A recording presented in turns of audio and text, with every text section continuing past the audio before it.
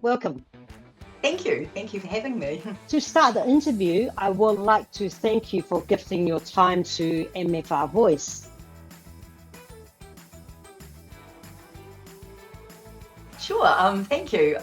Thank you for having me and allowing me to speak. I was really delighted to be invited. So my name's Tamsin. I'm from a small rural town in Otago. I'm the mother of 5 children, which I'm very proud about, ranging from 22 years old to 4 years old. I have my 3 younger children live with me and my husband. My husband's a local GP in our town, Blenheim, where we live. My youngest child, Edwin, has Down syndrome, and he is just a total gift to this world. We were very welcomed to. I was a little bit worried when we moved to Marlborough about that, him having a disability and how the community would react. And honestly, we've had nothing but the most welcoming experience. He also is very loving, and if you meet him, he'll literally run up to you and give you a big hug. So we moved to Marlborough around 3 years ago. We moved from a small town called Wairoa in the Hawke's Bay, which sits between Gisborne and Napier. That was an amazing experience. My husband was a rural GP and looked after one of the doctors that looked after ED in the hospital there. And we lived there for over 3 years, but it actually gave me a really great perspective on being a New Zealander, and a different perspective. So Wairoa is 70% Māori, and is quite a poor region in New Zealand. So there are a lot of challenges for people living there, and we also were there when the Cyclone Gabrielle hit. So it was a humbling experience to live there and witness the community that surrounded each other in that horrible natural disaster. So in terms of what I've done in life, I started off working in local government, actually, and then a few things led on, and I decided to open my own business, as you do, and I became a fashion designer, and I was a fashion designer in New Zealand for 12 years. Then I had, in between, I had some babies and things, but then it came to a point where it was time to wind up my fashion business, because fashion runs in cycles and things. But just in terms of my international experience, my products that I designed were beautifully hand embroidered by artisans in the north of Vietnam and just out of Hanoi. So I had the really fortunate experience for 12 years of traveling to Vietnam every year. And I miss that very much. Now I'm solely based in New Zealand, but which is also beautiful. But my husband and I have chosen to live in Marlborough and settle in Marlborough as our home.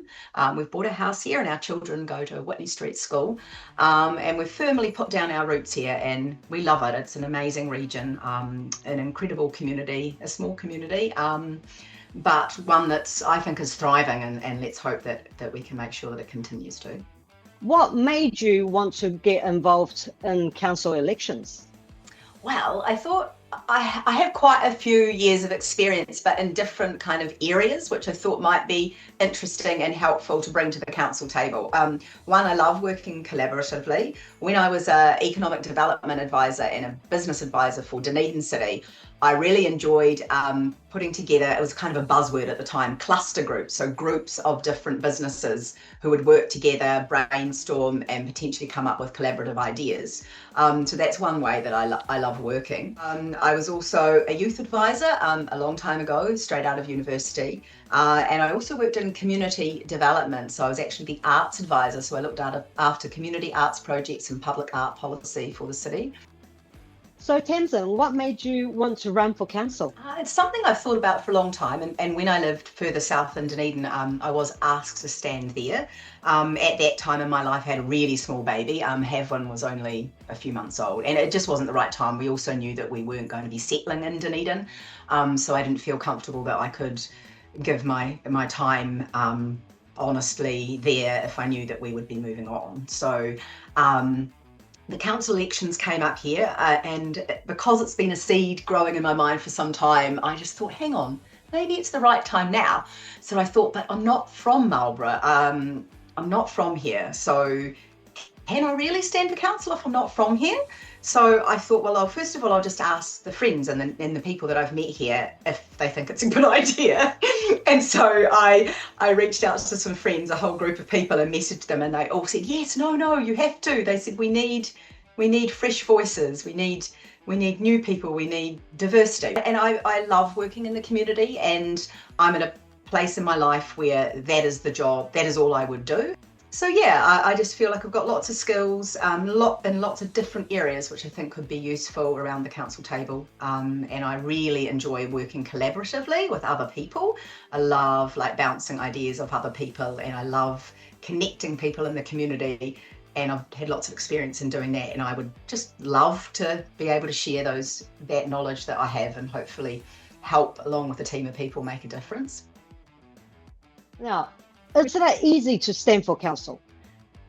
Well, actually it is. You just have to have two people nominate you. So they can be anyone. They could be family, they can be friends. The only rules around nominations is that they need to live in the ward that you're standing for. So as you may know, in Marlborough, there's several wards. So I live in Blenheim, in the CBD.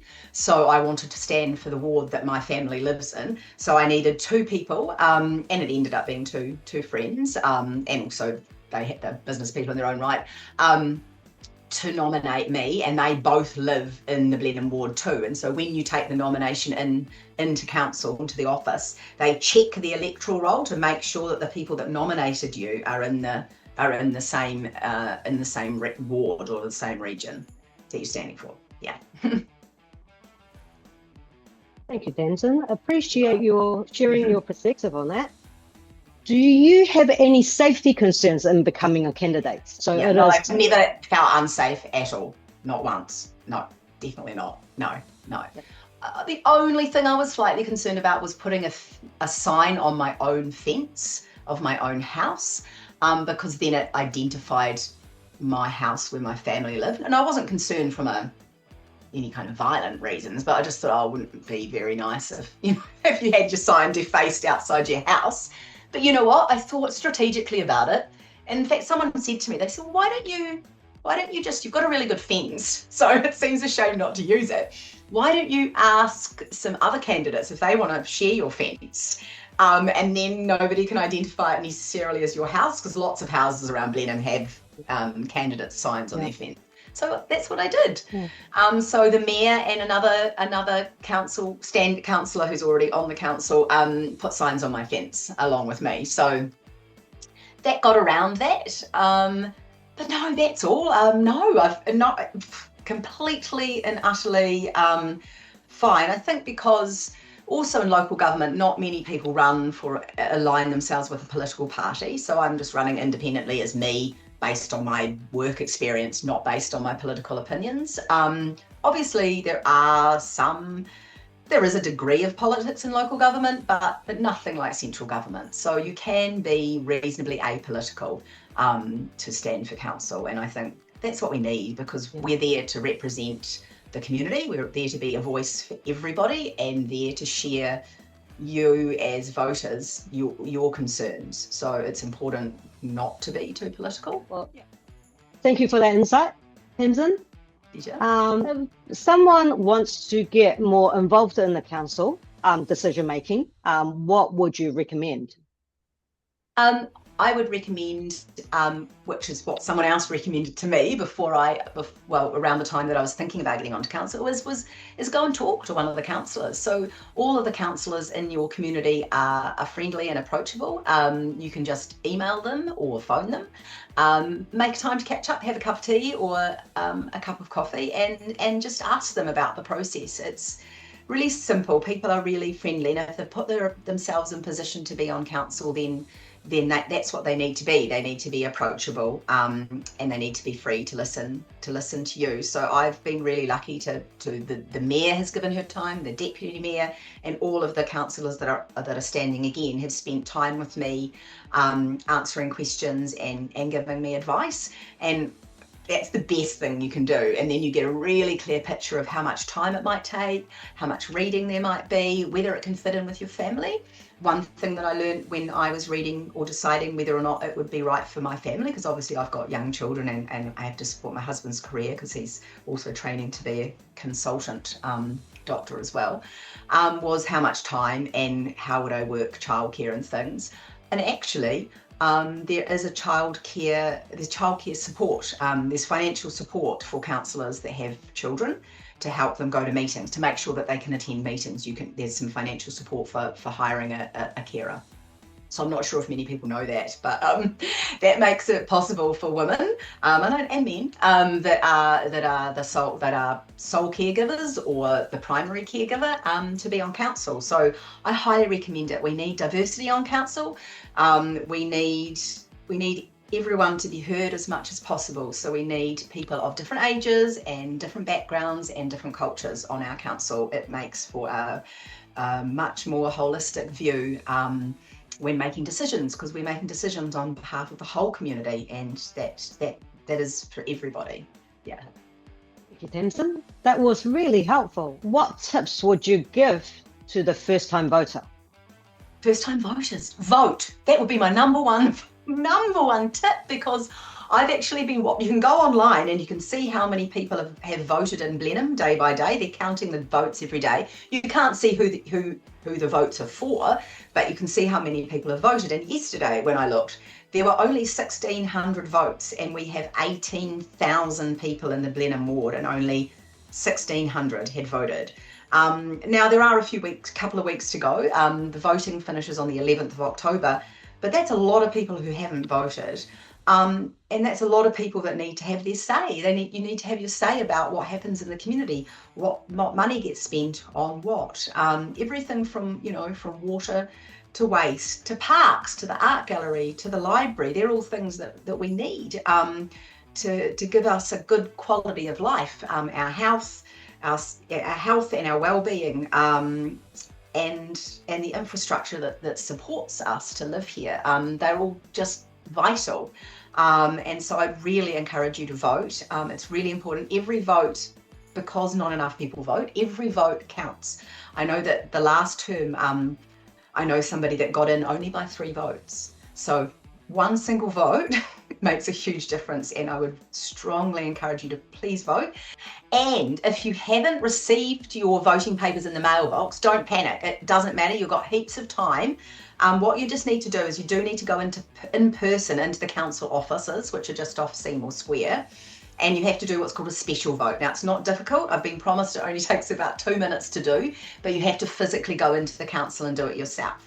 But if you want to be prepared and know who you vote for first, that might be useful. So you can look online at who's standing, and there's little videos that you can watch. So if you go to the council website, Marlborough District Council website, you'll be able to see who's standing, and you'll be able to click on links to see their candidate videos, and you'll be able to see them speak. So that'll give you a good idea of who they are and what they stand for.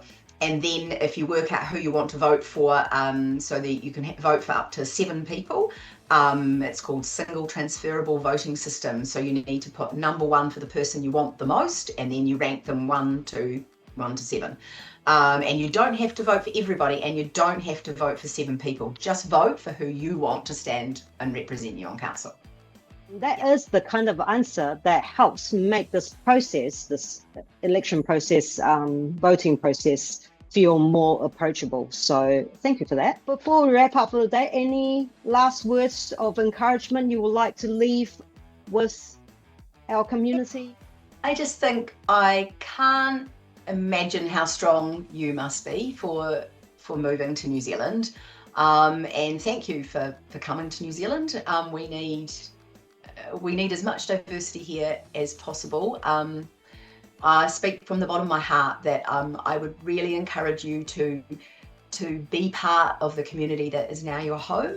And being part of that community means we need to hear from you. We need to know what you believe on and who you want to represent you around the council table. The council makes lots of decisions that will affect you and your family, from making sure the library stays free, making sure that the swimming pool is cheap, cheap to go swimming at, making sure that the parks, Pollard Park and all of the parks, are clean but are beautiful and safe, and that we have accessibility for everyone, whether they have disabilities or not, that we have services that are available for everyone. So your voice is just as important as mine, your vote's as important as mine. We would be so grateful if you do vote, and I just really encourage you to vote. And again, thank you for listening to me speak, and I hope it's been helpful. Thank you, Tamsin. That was great. Hearing that might actually encourage people to put their vote in. Thank you. We appreciate your support. Have a great rest of your day. Thank you. You too. Cheers.